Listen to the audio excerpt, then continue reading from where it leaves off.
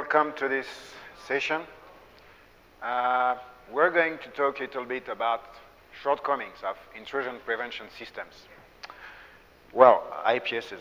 I guess all of you love IPSs. Well, with the IPSs, there have been a lot of mess, a lot of marketing. It's like kind of passion. You know, people hate it, people love it, people sell it. That's my case.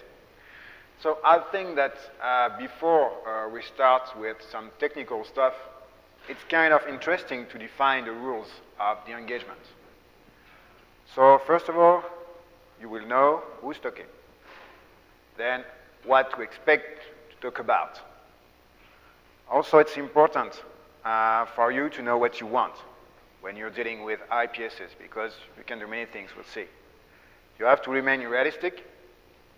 And last but not least, don't trust anybody. So first, who's the speaker? So my name is BIDOU. I'm a Radware employee.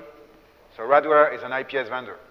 And I'm an employee. It means I'm kind of lobotomized slave. But anyway, I've been involved in a lot of IPS testing for many reasons. Either for, well, you know, independent or so-called tests. I've been participating to some test labs for magazines, for partners. Of course, I have tested some IPSs from the competition. It's part of the competitive analysis. Where I worked with some research labs from telcos, universities, and whatever. So even if I'm not supposed to be maybe so neutral, I've got quite a good view of what can be done with IPSs. What are we going to talk about? Well, I'm going to focus on devices which are in line, and devices which purpose is to block traffic, malicious traffic. That's it. Okay, and I will try to remain in the real world. It means that the purpose of the game is to have an IPS on your network. It means in production, that means it's going to be active and protect your network. So any kind of bypass technique, any kind of attacks, etc., will be completely real. It's not theoretical. It's not, maybe in this case, if I've got this signature and this and blah, and then maybe I can't. No, it's real-world experience. So of course, we will see technical issues, and we'll see that is directly linked with some, well, human issues, organizational issues, and of course, money, finance. Well, so, oops. Okay. What do you want? Maybe you just want this perfect box, you know, this box that is going to secure your network, 100% sure, no management, no updates, completely reliable and stable. So I think that if you still believe this kind of box exists, you still believe in Santa Claus. Also, stop reading adverts in magazines or whatever, okay? Maybe we want to prove that we can bypass an IPS. It's just a waste of time. I mean, it's something which is obvious. It's a security device, and we'll see that there are many ways to bypass this kind of device. So you just take the risk to prove that you're not able to bypass it. Let's say you tried and you didn't make it. Then, man, I can tell you, you're not good. And, well, so maybe you want to test the IPS just to understand its limitation. Understand which are the weaknesses you still have in your network. And yeah, that's it. That's the purpose of this talk. Well, the truth. Or part of the truth about IPSs. What do you want an IPS? So if you tell me just because it's a hype, because it's cool, I don't think it's a good idea. Whatever vendors will tell you, IPS will introduce latency and they generate false positives. The rate may be very low, latency may be very low, but you still have these 2 points. So no, IPS is not cool. Maybe you heard about this new technology with heuristics, correlation, statistics, and blah, blah, blah, and you absolutely want it on your network. So if it's the case, I think that's just because you're a newbie in the business. Okay, all the vendors have these kind of terms, usually to define very basic mechanism. And then maybe it's just the best case here. You want to go out with a sales girl. So maybe you've got a chance. Just go on the Radware booth. Maybe you've got a chance there. Okay. Also, when dealing with IPSs, especially with IPSs and all this kind of technology which is new, all vendors want the best of the market, so they're ready to do anything just to get the market. Be completely paranoid. Don't trust the rumors. You know, I heard that this IPS got bypassed and blah, blah, blah. Third-party test results? No. I can tell you. Nobody is really independent or innocent. I've been to those tests, I can tell you. Mailing list? Well, just look at the mailing list like IGS Focus or this. Oh, come on. It's only vendors. And don't trust consultants.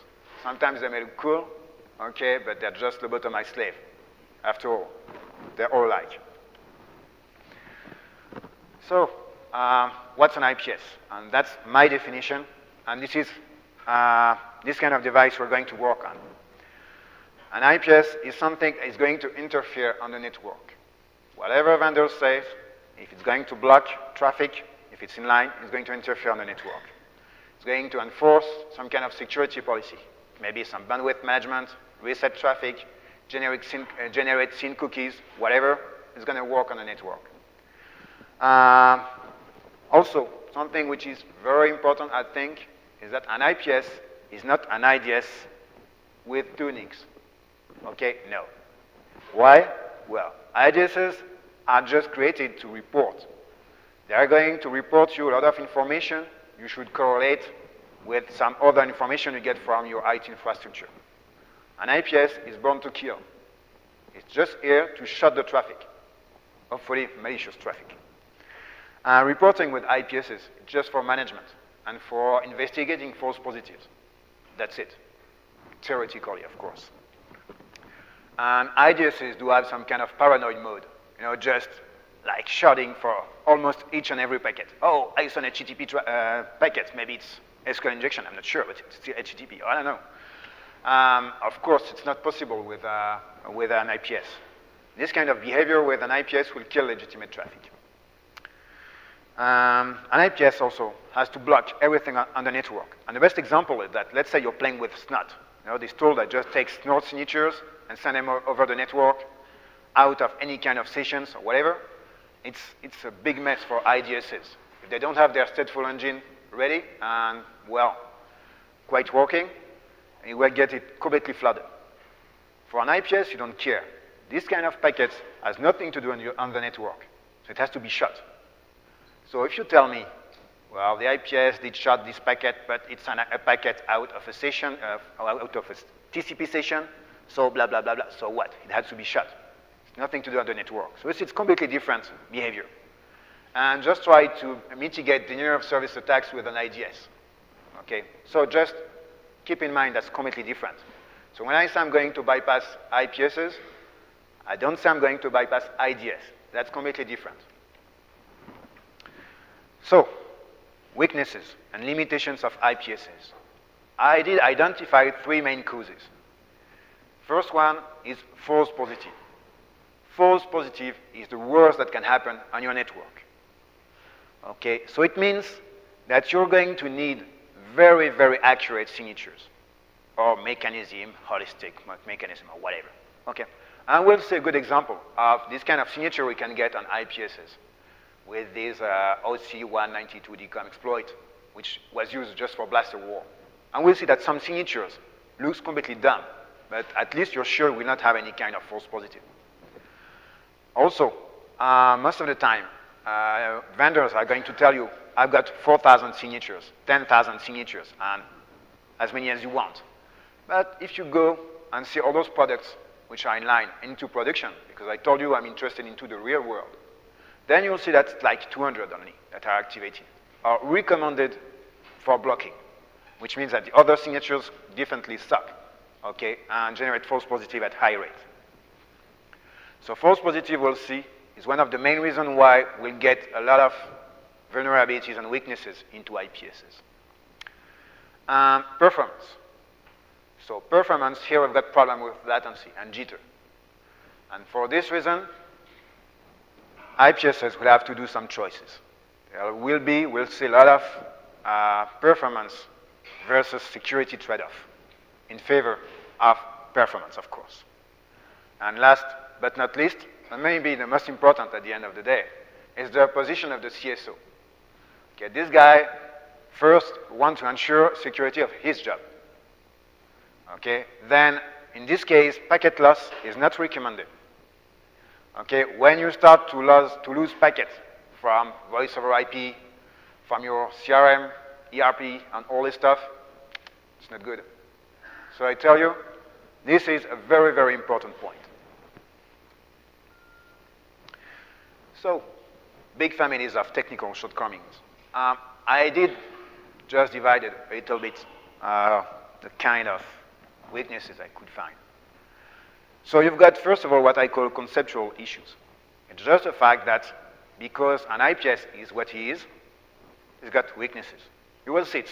Sometimes there's nothing you can do. That's life. Signature issues. So that's very interesting tricks. We'll see about that. Kind of detection engine, all this. That's a lot of potential weaknesses. Hardware. Hardware is very important.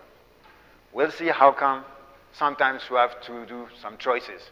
You know they are not good, that's your only chance.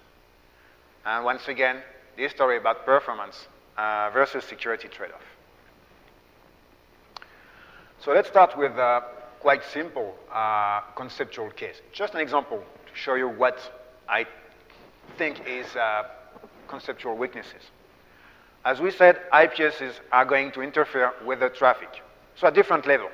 There are many levels where IPSs can work with the traffic. First of all, just the way they're deployed. Sometimes they perform some routing, address translation, reverse proxying, whatever.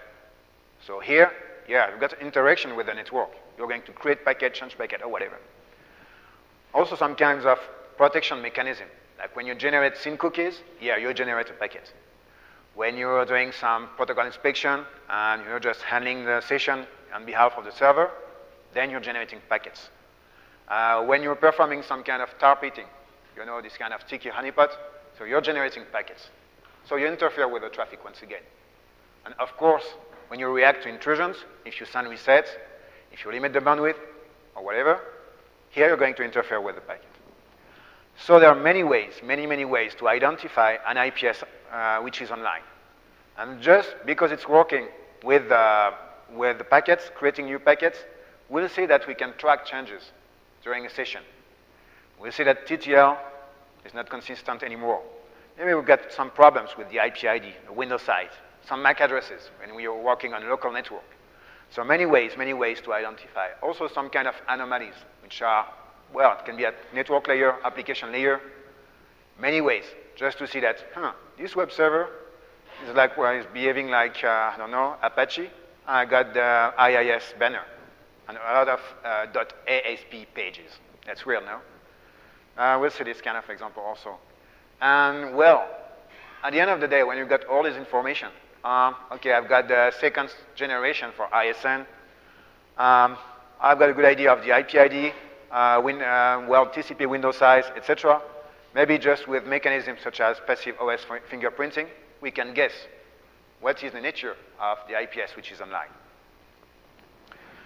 So just to prove this, I wrote a very small and stupid program, which is called HTTP IPS detect, which purpose is mainly just to listen to the packets sent back on the network. So you send the SYN, we'll get a SYNAC. We're going to listen to the SYNAC and all these kind of packets. And then just analyze and provide a good view of, well, some TCP fields which are interesting, or IP fields, like TTL, IP ID, window size, etc., etc. And we'll see that with just 2 URLs, there are many ways to detect different kind of IPSs and behavior. So a very basic standard URL, just getting the home page, and then very old exploit, you know, this code red stuff. So quite stupid. And let's see some results. First of all, I'm going to, well, just detect a layer 7 firewall, you know, what we call these layer 7 application IPSs, or whatever, which usually work as a reverse proxy. So here I just launch the baseline, I get the home page, and I see that the IP ID mechanism, okay, IP ID is generated first is 0, and then you've got numbers which are incremented. So this is typically a behavior from Linux. And then I see that the server, the banner, is Microsoft. Okay, this is a little bit stupid example. You're going to tell me I can change the banner, etc., etc. Okay, just to show you that we get some kind of interesting information. Maybe a little bit more interesting, scene flood protection. Let's say somebody here is working with, well, some scene cookies. So I send a scene, I receive a SYNAC, and I see that the TTL started at 64. Then I keep on launching my request, and I get the answer. And the answer now is a packet which has been generated with a TTL, original TTL of 128. So we see that the system that sent me back the SYNAC with probably a scene cookie, I guess, and the system that answered and served the web page are not the same. So I've got somewhere an IPS on the way. With the TTL, I can calculate the distance, see if it's on the same network than the web server, or maybe 1 or 2 hops before, and get ready for maybe some kind of insertion. More advanced again, pending sessions. You know this kind of attack where you just connect to a port like port 80, okay, SYNAC, ACK, and then you just try to keep alive the session without sending any command. So at the end of the day, if you do that maybe 10,000 times, server is not going to accept any more connections. So, well, basic protection is just, to behave for an IPS, to behave a little bit like proxy, just getting SYNAC, ACK, and just waiting for the first command, HTTP command. So if he doesn't get the command, it doesn't transfer the session to the server. And this is what happens here. Okay, I received the SYNAC with TTL started at 256. I received the ACK of my first command, maybe my get slash, with once again this TTL. And then the rest of the session is done with a system which TTL started at 64. So once again, it's another system. And we detected this IPS. And, well, maybe easier anyway. It's just when you send an attack and you get a reset. You see at the reset, just have something like, okay, it's different TTL here, and completely different IP ID. So, okay, for sure, there's a system on the line. So, you see here, this very basic example to show that IPSs, whatever you do, we saw layer 7 firewalls, we saw reverse proxies, we saw scene cookies, session pending protection, all this, and each time there was a way to detect it. So it was different products. Some of them I don't even know, I just tested on the internet, but it's very easy to detect, okay?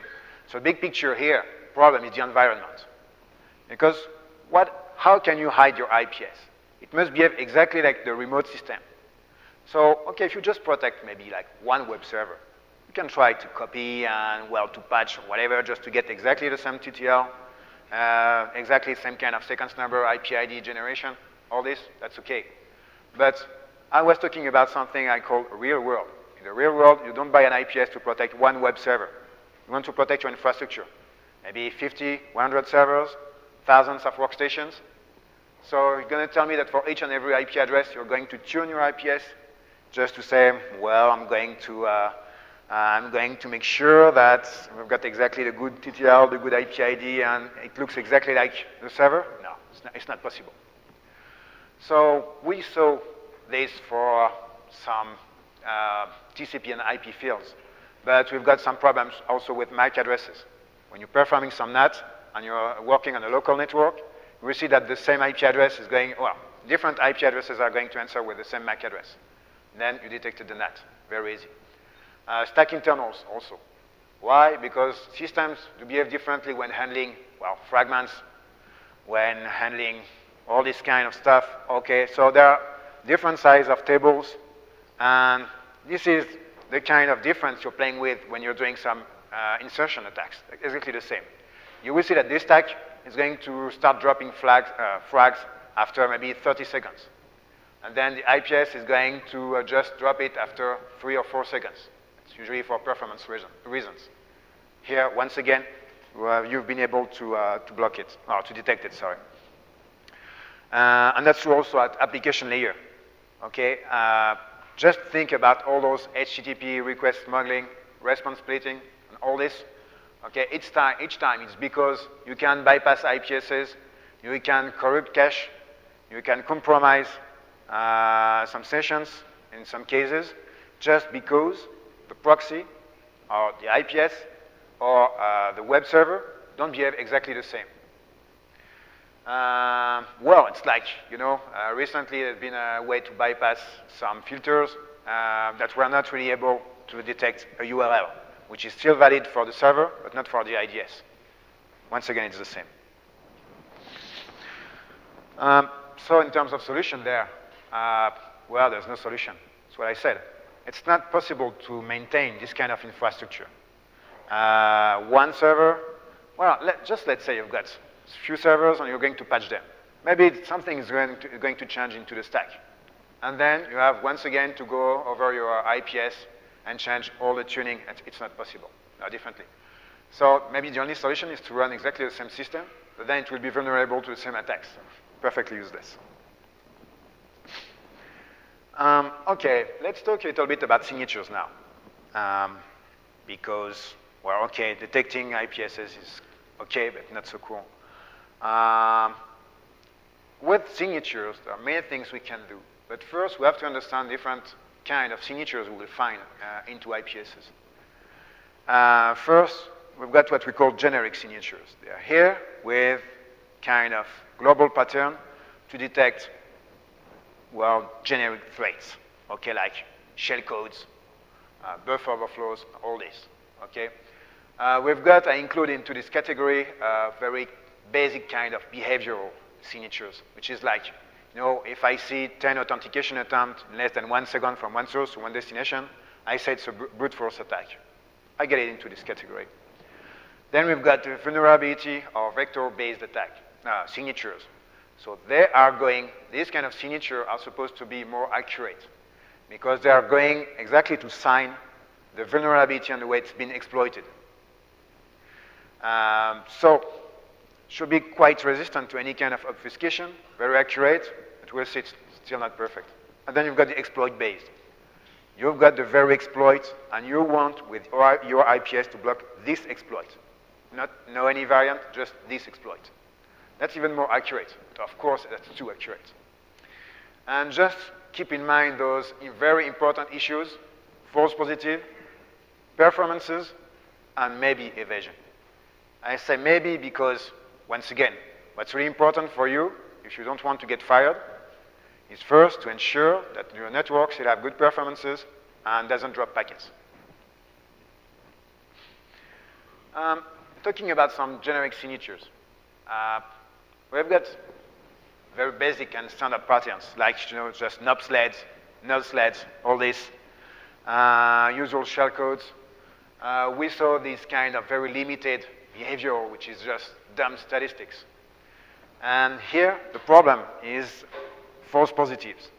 If you're too generic, you're going to generate a lot of false positives. And then you're not going to activate this signature. So, stupid example is just, if you've got 20 times when you just count null, and you see that you've got more than 20 nulls in a row, you're going to say, oh, okay, that's, I think, a kind of shellcode for buffer overflow, I don't know. No. In a lot of binaries, you will find this kind of sequence of packets. So that will be a false positive. Then you have to be a little bit smarter and just say, okay, so let's also sign the short jump, which you will find usually after this NOP sled or null sled. And then you've got a good signature. So you see the problem with IPSs, that signatures are far harder to write if you want them to be efficient, if you want them to run into production. And that's the reason why, out of thousands of signatures, only a few hundred are usually activated, then limiting dramatically the real security that provides this kind of device. Also, you've got this security policy and all the customization issues. Okay, let's say that an IDS can shout and say, hey, I see a SNMP packet with this public community, it's not good. If an IPS is doing that and it blocks this packet, you're going to get into trouble. Because usually, that's management. Okay, management is not secure. Your IPS is not here to define your security policy, just here to enforce it. So you see that a lot of signatures, a lot of insecure behavior are not going to be blocked by IPSs. And it's normal, or, well, anyway, that's the way it should behave. With this kind of generic signatures, evasion is usually very easy, because these generic signatures, as we saw, are, well, generic, but they've been worked on a lot, like this short jump after the node sled. So it's pretty easy just to evade this kind of signature with a little bit of changes somewhere. And also, there are always these performance issues that make signatures are going to be as short as possible, and then not going to be so accurate. Vector-based signatures. Here, the purpose of the game is just to sign a vulnerability, sorry. So it's completely independent from the payload, and it needs something far more advanced engines just, to detect it. Because not just detecting a few node sleds or all this, it's usually far more, well, advanced. I say, let's see this signature, against this gRPC DCOM exploit that I get from Snort. First of all, to ensure I don't have any kind of fault positive, we're going to try to analyze and make sure you've got this gRPC traffic. Okay, that's, well, pretty dumb stuff, test, but okay. And then what we're going to do is that we know that this vulnerability is the name of a NetBIOS resource, which is too long. So what I'm going to do first is try to find where is it NetBIOS resource. So you see, at this point, here.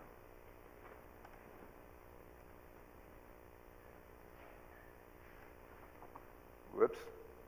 Here, you see, it's the two backslashes, Unicode encoded, that are just, well, we're looking for them. And then, from there, we know that the size of the field is coded just before. So we go back, like, 8 bytes back, minus 8, and then we compare the 4 bytes and make sure their value is larger than 256. If it's the case, we've got the exploit. So you see that signing vulnerabilities is very accurate. It needs a lot of work. It's supposed to be pretty good. I just said pretty good, why? First of all, you need to know that there's the vulnerability. You must be aware of it, okay? So you need some kind of disclosure, some kind of information about it. And also, you have to make sure it's accurate enough. For this exploit, I saw some IPSs which has just one signature, which is iSystem activator binding request. So it's completely legitimate connection to this interface, RPC interface. And the fact that it says, oh, we're under attack. That's typically a huge false positive. Okay, and it's not going to be ever implemented. And then this attack is never going to be blocked. Exploit-based signatures. The interest with these signatures is that they can be completely dumb. Their purpose is usually to block, those, outbreaking worms, mass mailing worms, those major threats, which are very well known. They're propagating, and you just want to protect your infrastructure from them. So here, you don't need an intelligent signature. Just going to see the payload, and this is the case here. I didn't provide the name of the vendor, because it's kind of shame. But anyway, the signature here for the DCRPC DCOM exploit, which is used in Blaster, is simply to, encode the name of the resource here. This is the resource that was called by the war. So the name of the server was something like, I don't remember, NXFB, something like this. Okay? So we're just looking for the name of the server which has been called. That's it. That's stupid. That's efficient against, well, dumb attacks, blind attacks. It's very efficient in terms of performances. You see here, stupid matching, but it's not going to provide any kind of security, or let's say advanced security. Very, very easy to bypass. So let's make it clear. What I wanted to do, based on this story about signatures, is just to provide you a small example. I take this very old exploit, signed by everybody. Everybody, any IPS is supposed to block this very, very old attack. That's Blaster. How come you're not able to block it? So I take this exploit, okay, the very exploit, and then I just played a little bit with it. So just like changing the knob sled into increasing and decreasing the EDX register, okay, quite stupid obfuscation, but why not? I changed some, well, exploit data, so like the name server we were talking about. And then I play a little bit with RPC features provided by the protocol. That's typical layer 7 protocol. I didn't add anything on it, on top of it, okay? So I do some fragmentation, pipelining. I just play with context alteration. I establish multiple contexts, and that's it. And just we'll see that we'll have to change just the port to remotely connect to get the shell. So from there, I used 3 different IPSs. One is not in line, and 2 others are vendors. I'm not going to name, not to get into troubles. And I launched the attack first. So you see they're all in a row. So this whole theory is saying that you need to use different technologies just to make sure that if you can bypass one, you will not bypass 2 of them. We'll see that here I'm able to bypass 3 of them. But let's start with the beginning. And here we see that we've got like, well, 6 different alerts which has been raised. First one, raised by Snort. It's just, okay, path overflow attempt, so typically the exploit. Then we've got something more generic, RPC decom interface buffer overflow and upsled detected by the second IPS. And the last one is generating 3 alerts. It was quite difficult to bypass it, I must admit. First of all, just a BIDOU which is quite large. Okay, maybe you can play with that. Buffer overflow on Microsoft DCRPC interface, and then the Windows command shell running this 666 port, which has been detected. So let's try to bypass them. First of all, if you want to play with Snort inline, it's pretty easy to bypass it because it's not able to handle multiple contexts.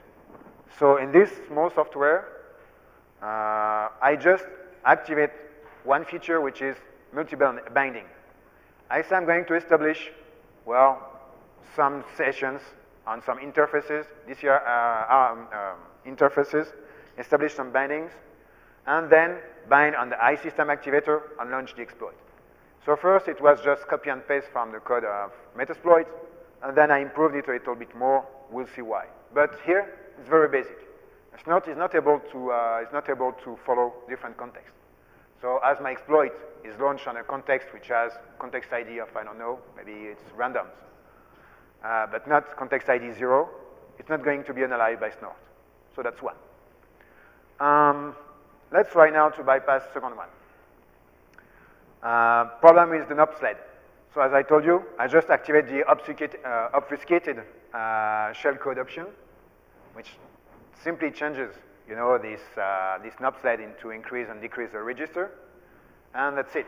I bypass it. Pretty easy. Second one is an option I added, which is alt server, just to change the name of this NetBIOS resource.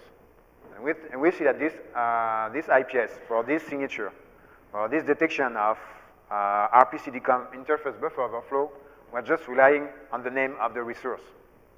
So kind of stupid and kind of very easy to bypass. Then we move to vendor number 2. The problem here is that, first of all, if I establish too much bindings, I'm not going to be able to reduce the size of the BIDOU, and I will still have this alert about overly large protocol data units. So I needed to edit a little bit the code, so I'm just establishing, when I ask for multi-binding, first of all, a binding on an existing interface, or I will raise an alert, and binding on iSystem activator interface. So it's just 2 bindings instead of something like 15 that we've got from the Metasploit code. And then I play with fragmentation at 2 layers. You see the frag size option is just playing with, well, the TCP data size. The 256 bytes, okay? Into this, I'm going to play with DC RPC fragmentation. This is the RPC frag size option. I'm going to generate, DC RPC packets or data of only 32 bytes long. It means that into a single TCP packet, I will have multiple DC RPC fragments. That's kind of pipelining. And here, where we'll see that I bypass all signatures, except one, of course, which is for the remote Windows command shell. So first, I tested with, changing the port to like 23, because like Telnet, maybe it's not going to detect it. But of course, it detected that it's not Telnet opcodes. So I had another ID, and we see it's typical shortcoming. Just set remote port to 282, which is SSH. And here, no more alerts. So we'll see why, but usually it's for performance issues. You want to save time, and you know that port 22 is SSH is encrypted, so you don't analyze it. And yep, you bypass it. So here you see that this very, very stupid exploit, well, not stupid, it was brilliant, but very old, with few minor changes. I'm not the king of reverse or whatever, so I just got the code and changed some stuff in it. I just played with a little bit of layer 7 features. That's features from the protocol. I did not invent them. And then I got it to work. I bypassed 3 IPSs in a row. And it's not all. I mean, we've been just playing a little bit with some layer 7 stuff, a little bit of fragmentation, payload encoding or whatever. But you've got all those representation tricks, which are very important for DC RPC, but all the, encoding you can find like in HTTP. And you've got this problem with the URLs. You know that, some basic evasion techniques, just encoding the URLs. But you've got some tricks. If you see the first one, you see that from the PHP BB, somewhere in the URL, I just double encoded the 2 Bs. So here, a signature analysis engine must be able to understand that here, in this kind of case, for this kind of signature, I must be able to decode and then to analyze. In some other cases, it's not I can do that. Okay, just try the other one, the other exploit. Okay, here you see that I did a double encode, the single quote and dot. This is part of the exploit. It's not something I did encode. The URL you're launching to exploit the vulnerability is written like this. So you need, or you should need, an engine which is able to know when to decode and normalize your URL and when not. And that's a problem. That's a problem in terms of performance, in terms of signatures, writing, time. That's a problem. So it was about signatures. We saw that a lot of weaknesses there, pretty easy to bypass, but it's not, or maybe there's even worse. It's hardware issues. So of course, that's the basement of your system. You know all those IPSs, which are running multi-gigabit, real-time, 100% security performance, and blah, blah, blah. Okay, so they're relying on the hardware. And this hardware, we wrote many kind of designs. We've got many kind of, devices are, chips you can use, like, generic CPUs, ASICs, network processors, and each and every of these kind of device have internal architecture and specificities. And we see that in some cases, they will be good at performing some operations and very bad for some others. Also, you have a choice between just one component and then, distributed architecture with many components in different kind of architecture like pipelining, parallel, and so on. What is important is that you must understand that vendors know advantages and drawbacks of all of these. We know that some network processors are very good at handling small packets. Some others are very good at handling large payloads, but it's not the same. We know that with this ASIC, I will be able to do some regular expression. I will be able to speed up some NFA engine for regular expression, which is very good. Some others will hardly deal with some kind of encapsulation, etc., etc. Don't think that vendors are stupid. Just know that. I know that very well. Okay? And then I think, once again, the most important is cost. Vendor knows. But come on, if I tell you I've got the best IPS, very good performances, any kind of packet, okay? But that's $1 million at the box. I'm gonna say, no, come on, it's not possible. I've got to lower the price. And then I have, first of all, to make some choices. And say, I'm going to use this network processor. I know it's not good for this kind of operation, but good for this one. And this kind of ASIC, et cetera, et cetera. Also something important in cost. That's the acquisition of the chips. That's one thing. The second thing is basically the fact that you have to develop, maintain your software. That's high cost. So when you say, okay, I've got some kind of cheap ASICs, it's pretty good, but then in terms of development, it's a mess. Okay, each time you've got to debug, it's terrible. Then you say, okay, let's go on just one single CPU, Intel CPU, run on Linux. In terms of cost for development and maintenance, it's like nothing. That's something very important you have to keep in mind. So just quick reminder of, well, these components. CPU, okay, you know it, everybody knows. Very generic, low cost for acquisition and development. ASICs, dedicated to very specific tasks. So once again, vendors know what they choose this ASIC for, okay? If you program it properly for the proper function, it's going to go very fast, okay? But, well, it's kind of higher cost anyway. And then you've got network processors. Network processors are pretty tricky, you know? They're supposed to help you handle layer 3 and layer 4 operations. Like, and we're understanding like TCP, well, port session, all these generating cookies, et cetera, et cetera. But here you've got a lot of architectures which are different. And that's multi-core systems, but we'll see that. A lot of tricks.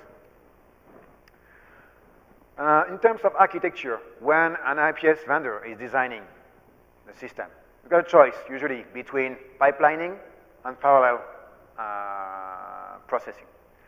So parallel processing is just, well, each and every component is going to perform multiple tasks. Okay, the interest is that you don't have bottleneck usually that you've got in pipelining architecture. Pipelining, if there's one component that takes too much time to perform an operation, okay, you've got bottleneck. Everybody's waiting. With parallel, okay, it's far more, it's getting faster. Wow. So you get less throughput, but you get also less latency and less jitter. Pipelining is just the opposite. Okay, it can go very fast as long as there's no bottleneck. Okay, you will get better throughput, but you have some problem with latency. That's normal, because each time you've got a piece of data and you forward it to the next core or the next component, then you've got an overhead just for, well, transmission, context change, etc. So in terms of latency and jitter, we'll get more. And then, of course, you've got this generic versus specific, okay? Sometimes you would like just to say, I've got some CPUs, very generic, very easy to develop. That may be a problem. Also, if you have multiple components, it's harder to develop. Okay, but usually it's the only solution. Because if you just have one CPU, then usually slow path operations are very quickly going to flood your system. And then you got no more performances, and we see how we can bypass them. Well, just a short talking about the network processors. This is what I said. You've got different kind of architecture into these chips. They've got multi-cores. Some of them handle the slow path operations. Some of them don't, so they need an interface. It's cost in terms of time. Depends on, well, what you want. The real problem here is that, let's say you've got some network processors into your IPS, okay? And you say, I want to get good performances with, like, short packets, okay? So you say, I need a system that should be, like, in pipelining. Pipelining is very good for that. But then, in the middle of this traffic, you've got some payload. That's normal. I mean, usually, you've got some legitimate traffic with some payload, and then performances are going to go down. So as a vendor, you've got a choice, usually, to say, I'm good at for small packets, and usually for tests. I'm good at handling large packets. But then, with small packets, I will not get very good performances. So that's typically the shortcoming you've got here. And that's still a question of cost. I could say, well, I can have these two families of network processors on a system to classify the traffic, small packet, large packet, and on top of it, another system to rebuild all the data, flags, all this. Okay, but it's far too expensive, I can tell you. So usually it's going to be a simple matrix that takes in account, well, performance, marketing, and cost, and then security. So vendors are going to make a choice. They're aware of that. We've got also some very funny examples of these choices made by the vendors. A few years ago, a network processor vendor used to sell to IPS vendors, or all these security device vendors, a cheap network processor which was said to handle, 802.1q VLAN tags. So everybody said, okay, let's build our IPS on top of it, on IDS also, it was all the same. And the problem here is that it was good for IDSs because it was able to read these tags, but it was not able to rewrite them. So it means that on your IPS, could read the data, could not send it back on the right VLAN. So it's just black hole. And it's very funny to see that at this moment, like 2 years ago, many vendors had some issues with VLAN tags. There's been some, discussion, rumors about they don't handle VLAN tags, or these, they don't handle VLAN tags also, etc., etc. I can tell you that at least 2 or 3 vendors had the same problem because they use the same hardware, same architecture, and just made the same choice at the same moment. It's like for the bypass. Bypass switch, purpose of the game is if you've got any hardware or software issue on your IPS, then the bypass is going to be activated, and the traffic is not going to go through the IPS. This is usually what people want, because as I told you, as a CSO, first of all, just want not to lose legitimate traffic. So it's very expensive, especially for fiber ports. So usually vendors are going to rely on third-party vendors just to sell this kind of equipment. And it's very funny to see also that 2 or 3 vendors still have the same product for bypass. So I'm not going to tell you the URL, but you've got the URL of this kind of bypass switch vendor, and well, then you just add at the end of the URL the name of an IPS vendor, and you got the product. And then you add the name of another IPS vendor, with exactly the same page, but just with another logo. Okay, so everybody uses the same. Okay, all the vendors are aware of that. All the vendors are working on the same basis. And well, also it's not hardware, but it's kind of same story. Bugs. Recently, you've seen this way to bypass a snort and some URL investigation.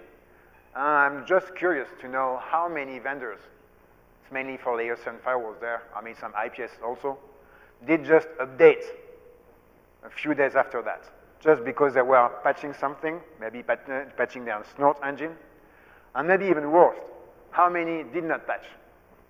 Because a lot of vendors just rely on snort, so those that didn't patch are still vulnerable, and I found some. And then, of course, performances. This is, I think, the main reason why you've got limitations and why it's quite easy to bypass IPSs. You've got this, the need for speed. You need to go fast, very fast, okay? That's the rule of the gigabit. When you go to a customer, they said, I want a box that's going 5 gig.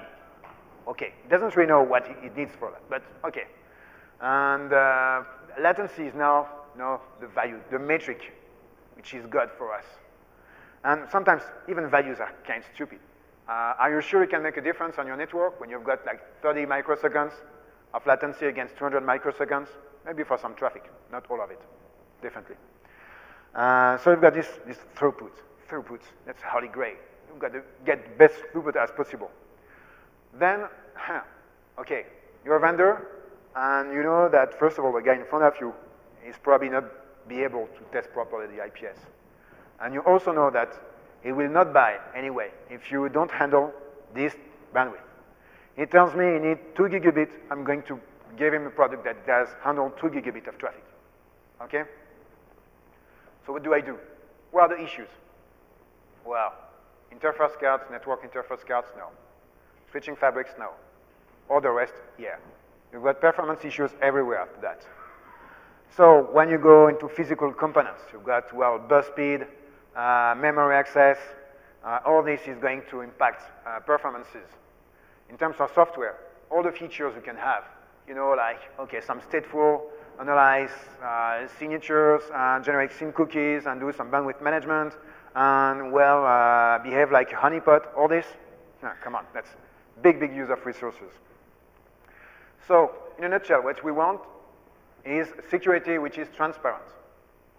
And at the end of the day, you say, I like better have no security than traffic disruption. This is the reason why you've got all those bypasses switched. So you cannot accept any kind of performance impact. So there are some trade-offs which have been made by the vendors. Some of them are visible, like, you know, this application port selection. When you say, I'm going to analyze HTTP traffic, usually you've got a choice, and you're going to say HTTP traffic is going to be analyzed on port 80, port 8080, port I don't know. Sometimes it's going to be a little bit different. Okay, it's going to be like, well, like this North possibility just to say, I'm not going to search for shellcodes on port 80. Okay, so you just save resources. Okay, and sometimes it's even into signatures. We're just going to say, this signature, I just look for it if it's a packet going to port 80. Same for fragmentation. And it's very funny to see that the more you go into upper layer fragmentation, the less options are visible. For layer 3 fragmentation, you've got a lot of options. Size of the frags, maximum size, number of frags, amount of time it's kept in memory, all this. Layer 4 fragmentation, which is just like having a URL in 2 different packets, sometimes it's just a checkbox. Sometimes it doesn't even exist. And layer 7, nothing. I think I never saw any kind of option to play with DCR-PC fragmentation. Okay? So that's problem. We see that more and more vendors are not going to just implement this kind of feature. It's too good in terms of performance, and all in all, okay, that will provide good security or some security. That should be enough. And you've got some others which are kind of less visible. Like some operations that use a lot of resources, like just calculating for checksums. What for? Okay, remote systems are going to do it. So sometimes layer 3 or layer 4 checksums are not going to be calculated. So it makes it very easy to do some insertion there. Mid-flow traffic detection. Follow all those sessions and sequence numbers. That's boring. That's taking time, memory, resources. Okay, maybe I'm not going to do it. Firewall is going to do it somewhere on the infrastructure. I don't need it. Okay. Well, when you generate SYN cookies, we'll see that you have to be pretty careful. Else, your system is going to be protected against SYN floods. But it's going to be ready to be spoofed. And that's another problem. And, well, so sometimes all this stuff are presented as some options hidden just to make sure customer is not going to activate them. Sometimes they don't even exist. Okay, just to make sure. I've got also this one, which is maybe the most important, that's offloading. As I told you, the problem is performance. So what's happening if I'm running out of resources? If I'm starting to lose some packets? If my resources are reaching like 80%? So usually there are some mechanisms on IPSs that are just going to forward the traffic without inspection. So there are different kind of options. Sometimes you're just going to reduce the number of signatures you're going to apply to a packet. Sometimes just going to say, okay, traffic is bypassing during maybe 10 seconds, and then I will just see if my resources are still okay. So you've got this way, and it's a pretty easy way, you know, just to bypass an IPS. It's just to, well, just stress it. And when these resources are going to reach very high utilization, usually it's going to bypass the rest of the traffic. And then, well, just launch your attack, you're not going to be detected. We see some examples there. An example of a little bit more detailed example of trade-off you can find. SYN cookies, remember the problem? Is you got a SYN, you receive a SYN, you're going to generate a SYN ACK, okay? You want to protect your servers. So you're going to generate a SYNAC, but you don't want your TCP to be overloaded. So you're going to generate a sequence number in your SYNAC, which is calculated based on some network information, like source port, destination port, and all of this. Okay, so your sequence number is just a function of these network parameters. Well, that's very easy to guess. So here, you're spoofing already. So what you're going to do is to use secret seed and use a one-way hash function so that you make sure that SYN cookie that's going to be generated cannot be pre-calculated by somebody. We cannot guess what will be the SYN cookie. Well, sequence number, sorry. Okay, and then, well, you've got performance issues. Those one-way hash function, I'm sorry, but it's pretty greedy. So you would like to use some function which accept pre-calculation. And there comes MD5. MD5 is okay. But you know that we saw some collision issues and all of this. But you can say that, okay, maybe enough. And this is this kind of trade-off. Well, sometimes the trade-off is just to say, well, you don't really need this MD5 stuff and all this. Just generate SYN cookies, and that will be okay. And then you've got these invisible trade-offs. That's even worse because you don't know, and you have to like audit the box like a black box. Usually it's based on signature, so that parsers, how to analyze protocols. Okay, how do I analyze HTTP, SMTP, FTP, all this? How do I analyze context? Okay, how do I guess that this is a URL, this is mail attachment, or whatever? And then the same, like all vendors says, I've got regular expression. Which kind of engine? DFA, NFA, which family? PCRA, something else? Where from? Okay, you don't know that. That's trade-off that has been made. Vendors know, and I'm going to tell you. And maybe the worst one during my test, that's scandalous trade-off. Okay, you see, I'm just sending an exploit. So on the left, you've got what the client sends, what the server receives. In the middle, what the IPS does. So first, I send SYN, SYNAC, ACK, and then I launch my attack. Okay, once again, this stupid signature. What I see is that the IPS is going to send resets on both sides. Okay, with different kind of sequence numbers. So it differently shows, it doesn't follow the session. Or it follows like more or less. And even worse, at the end, the exploit is passed through the IPS to the server.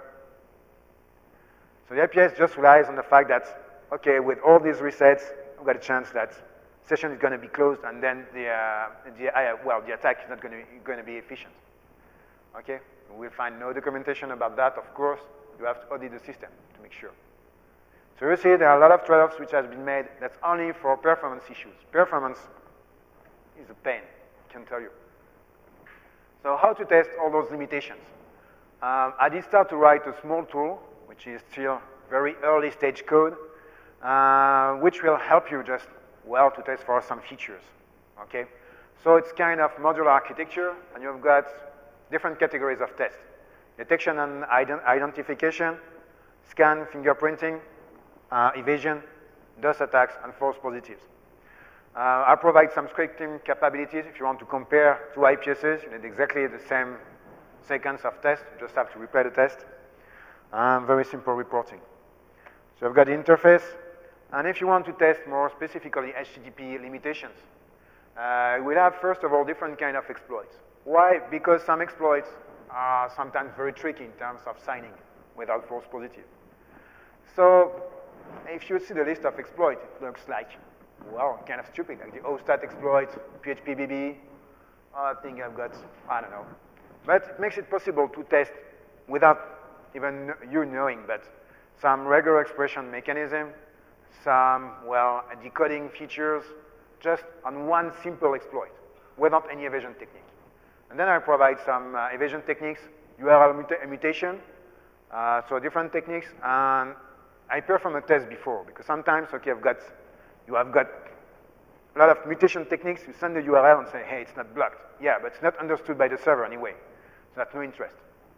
So here it will test, make sure that the server understands the mutation, and then you will be able to test it with your IPS.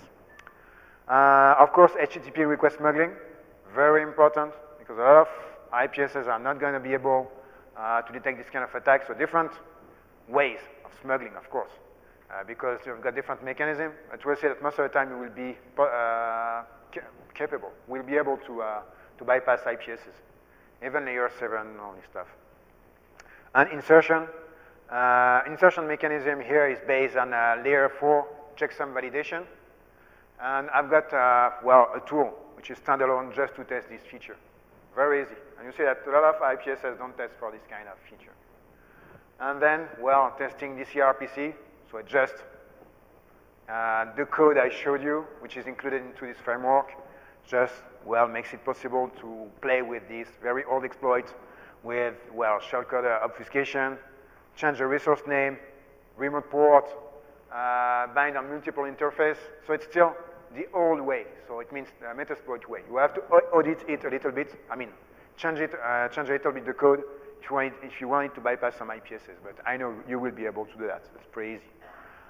Context alteration, and, well, of course, playing with fragmentation. So fragmentation is really very fun at DCRPC. So yeah, make it possible just to do fragmentation at layer 4, layer 7, and then do some pipelining. Also a feature just to trigger offload. The first time I discovered this offload mechanism, I was just sending snort. Sorry. It's not on, through an IPS, so a lot of packets per second, a lot of alerts, and I just launched my attack, and hey, it's not blocked. Why? Because the IPS was just offloading, say, oh wow, that's too much traffic, I pass it, I don't have time to analyze it. So of course, no packets were dropped. I did a test. But my attack just went through. So here, I'll provide a DOS module. Well, it can be used to test for DOS protection, but also just to test for offloading of the IPS. Because, you know, most of the time, they're small packets, so it's going to use a lot of your network processors, maybe your CPU, and it's going to trigger offloading pretty easy. And SNOT is not included into the framework, but you can do it yourself, okay? With this DOS mechanism running in the background, you will essentially offload or overflow network processors. With SNOT, it will be the signature engine, so usually a CPU or some specific ASICs that's going to be overloaded. But anyway, traffic is going to be bypassed, so no problem for you. So, as a conclusion, IPSs can be detected. Okay, we saw that.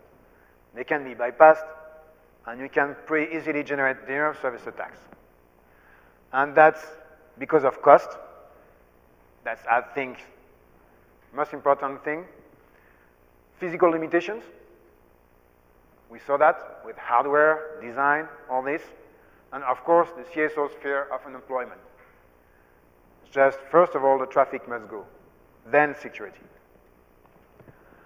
So, okay, is that all that bad? I mean, what about these IPSs? No, it's not. Just the problem is that you have to be aware of the limitations, once again. Don't believe that you've got the magic box. Don't believe that the IPS is going to be able to block any kind of attack with any kind of obfuscation technique in any context. No.